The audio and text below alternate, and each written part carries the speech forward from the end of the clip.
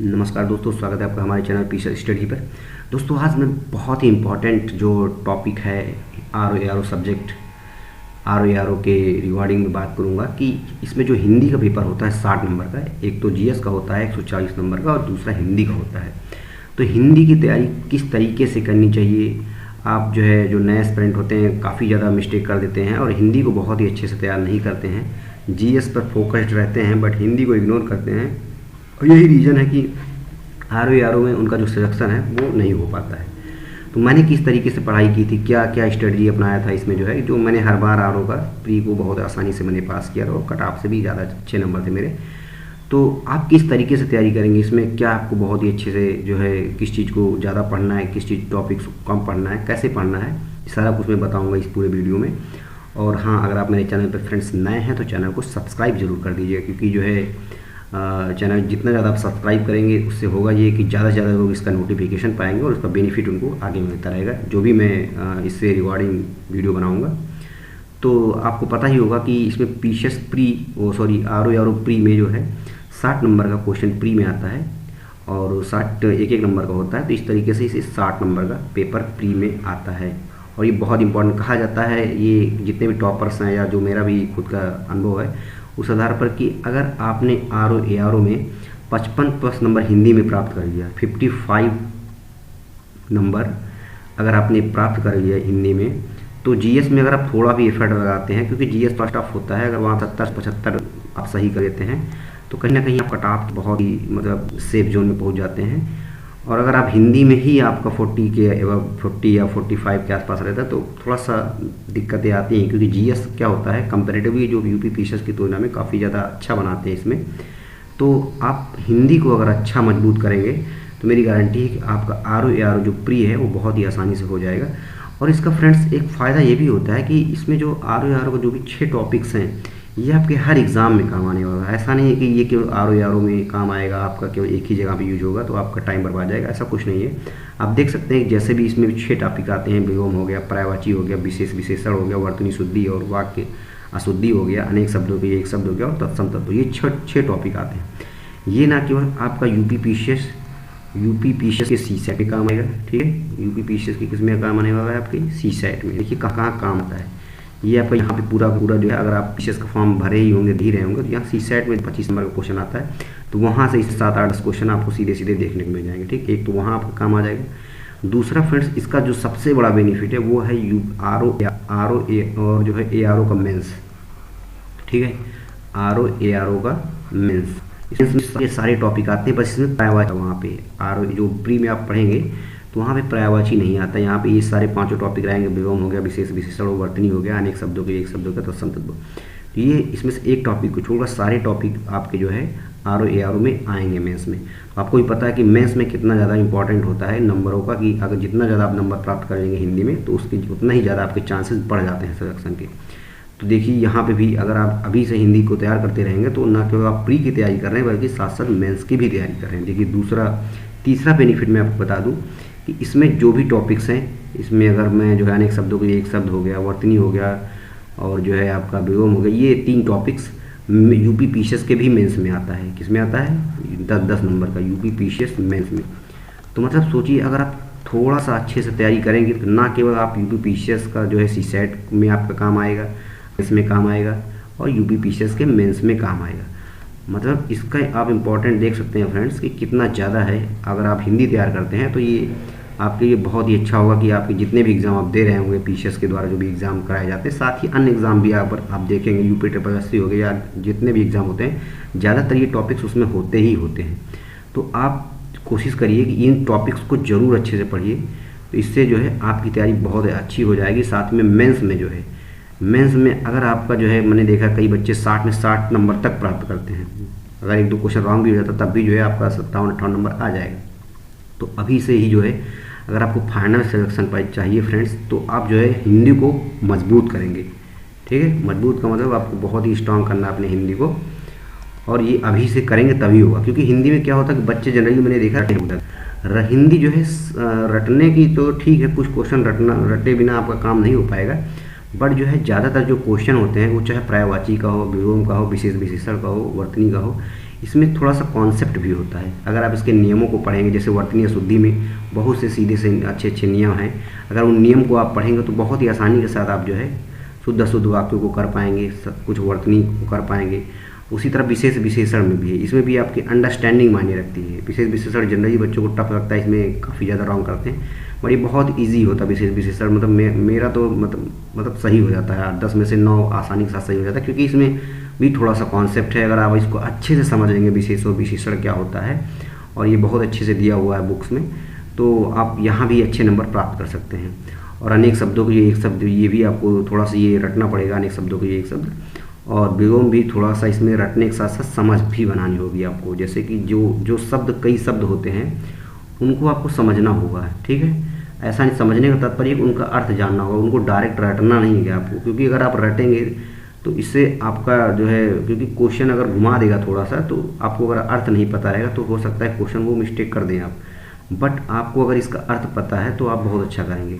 तो इसमें करना क्या है कि आपको जो भी विलोम आप पढ़ेंगे, ठीक है, तो उसका अर्थ भी जानते चलेंगे कि इसका अर्थ क्या होता है। जैसे जो भी आप विलोम पढ़ेंगे किताब में जो भी दिया हुआ है, तो उसके अर्थ को अगर आपको नहीं समझ में आ रहा है इसका अर्थ क्या होगा, तो उसको आप गूगल सर्च करके देखिए कि इसका अर्थ क्या होगा।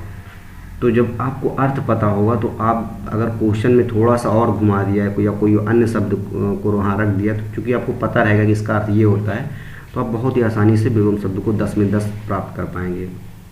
मैंने भी किया है, आप भी आसानी से कर सकते हैं। बस आपको जो मैं बता रहा हूँ ऐसे ऐसे पढ़ते रहिए। और पर्यायवाची फ्रेंड्स जो है, बच्चे पर्यायवाची से मैंने देखा डरते बहुत ज़्यादा हैं, कहते इतना ज़्यादा रटेगा कौन, इतना ज़्यादा पढ़ेगा कौन।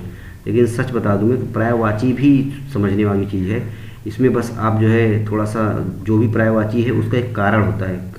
आप जो है, अगर आप अपने नाम का भी अर्थ देखिए तो उसका अर्थ होता है, ऐसा तो है नहीं कि ऐसे ही रख दिया गया होगा। तो उसी तरीके से जितने भी पर्यायवाची शब्द होते हैं उनका एक रीज़न होता है, उनके बनाने के पीछे का कुछ तर्क होता है। हाँ, ये थोड़ा टाइम टेकिंग हो सकता है कि अभी आपके पास टाइम कम हो और आप अगर उसका अर्थ ढूंढने बैठेंगे तो बहुत टाइम जा सकता है, निश्चित ही इस बात सही है। बट अभी आप ज़्यादा ज़्यादा पढ़िए, जितना ये रट सकते हैं रटिए। बट अगर आपके पास पर्याप्त टाइम है तो आप कोशिश ये जरूर करिए कि उसका अर्थ भी समझने का प्रयास करिए। मेरा कहने का मतलब ये है कि अगर आप जितना अर्थ समझेंगे, ये पर्यायवाची सब एक दूसरे से जुड़े हुए हैं। आप ये मत समझिएगा कि अगर आपने विलोम शब्द पढ़ा है तो उसको पर्यायवाची में काम नहीं आएगा, या पर्यायवाची पढ़ा है, ये इसमें जो आप पर्यायवाची पढ़ेंगे हो सकता है ये विलोम में आपके यूज हो जाए, ठीक है। हो सकता है ये वर्तनी में आपके आ जाए, क्योंकि क्वेश्चन बस वही तो शब्द हैं कि शब्द थोड़ी चेंज हो जाएगा कि विहित का क्या होगा, ये सब निषिद्ध, अब निषिद्ध का पर्यायवाची, मतलब ये सब तो वही है, ऐसा तो है नहीं। बट ये जो है आपको इसको ये पता होना चाहिए आपका कि उसका अर्थ क्या होता है। अगर आपको अर्थ अच्छे से पता होगा तो आप सब कर पाएंगे। हाँ, अगर कुछ रटने वाला है, अगर मैं ऑनेस्टली बोलूँ तो आपको जो है तत्सम और तद्भव, ये थोड़ा सा इसमें रटना पड़ता है, क्योंकि इसमें फ्रेंड्स जो दिखेगा वो होगा ही नहीं, क्योंकि बहुत ज़्यादा डिफर कर जाता है तत्सम तद्भव में। तो ये आपको जो है थोड़ा रटना पड़ेगा, थोड़ा से समझ के भी रटना पड़ेगा। बट हाँ, इसमें थोड़ा अर्थ का कुछ ज़्यादा खास योगदान होता नहीं है, तो आप इसको करेंगे। आप हरदेव बारी की बुक उठाएंगे, उसमें बहुत अच्छे से दिया हुआ, उसको आप रट लेंगे सीधे सीधे। हाँ, कोशिश ये करना कि कहीं PDF के बजाय आप इसको बुक से पढ़ेंगे तो आपकी जो अंडरस्टैंडिंग होगी इसको समझने की वो ज़्यादा अच्छे से होगी, और आप क्वेश्चन को बहुत अच्छे से ग्रैब कर पाएंगे और सही भी कर पाएंगे। क्योंकि जो PDF में क्वेश्चन बनाते हैं जनरली, अगर आप अच्छी मैं कोचिंग को छोड़ दूँ तो वो ऐसा रैंडम बना देते हैं। रैंडम बनाने से क्या होता है कि आप जो भी उसका तर्क होता है वो पकड़ नहीं पाते हैं। तो अगर सारे क्वेश्चन एक साथ दिए होंगे, जैसे आप हरदेव बारी उठाएंगे उसमें सब एक किनारे एक साथ दिया हुआ है, तो जो भी चेंजमेंट आता है उन शब्दों में 1 बाई 1 करके, तो आप उसको अच्छे से जोड़ पाते हैं। समझ रहे हैं ना मैं क्या कहना चाह रहा हूँ, कि जो भी शब्द होते हैं उसको आप जोड़ पाते हैं। इसमें अंतर क्या आ रहा है, ऊपर वाले में ये अंतर आ गया, नीचे में थोड़ा सा ये अंतर आ गया, तो इसको जो जोड़ पाएंगे, कैसे जोड़ पाएंगे, जब आप सारे शब्दों को एक साथ ही पढ़ेंगे, ठीक। तो ये काम आप करेंगे इसमें जो है। बाकी वर्तनीय शुद्धि ये प्रैक्टिस है, इसको अब जितना ज़्यादा से ज़्यादा बार आप क्या करेंगे, प्रैक्टिस करेंगे। इसमें बार बार इसको लिखेंगे कॉपी पे, और जो है फिर से देखेंगे कि क्या सही किया, क्या मैंने नहीं सही किया। मतलब ये आपको इसको ज़्यादा से ज़्यादा प्रैक्टिस करना है। जितना आप प्रैक्टिस करेंगे उतना ही आप अच्छे से कर पाएंगे। ओवरऑल आप विलोम, पर्यायवाची, विशेष विशेषण, वर्तनी, अनेक शब्दों के एक सब, ये तत्सम तद्भव, ये जितने भी टॉपिक्स हैं, ये सबसे पहले आप क्या करेंगे, मैं आर बता रहा हूँ। सबसे पहले आप PYQ को इसका तैयार करेंगे। जो PYQ में आया हुआ क्वेश्चन वो सबसे पहले आप मिस्टेक नहीं करेंगे। आप तो आप जो है घटना चक्र की आती है एक एप्लीकेशन, उसको खरीद सकते हैं, वहाँ से आप इसका पूरा PYQ अच्छे से कवर करेंगे। जो भी पर्यायवाची है, विलोम है, ये अच्छे से आप तैयार करेंगे। साथ ही साथ आप जो है प्रैक्टिस भी करते रहेंगे, कोई भी कोचिंग है उसका प्रैक्टिस करते रहेंगे तो आप ये समझ पाएंगे कि आप मिस्टेक कहाँ कर रहे हैं, क्या क्या कमियां हैं आपकी अभी हिंदी में, कहाँ पे कौन सा टॉपिक ज़्यादा वीक है, किसको ज़्यादा टाइम देने की ज़रूरत है, तो ये भी आप समझ पाएंगे। तो अभी आपके पास पर्याप्त टाइम है।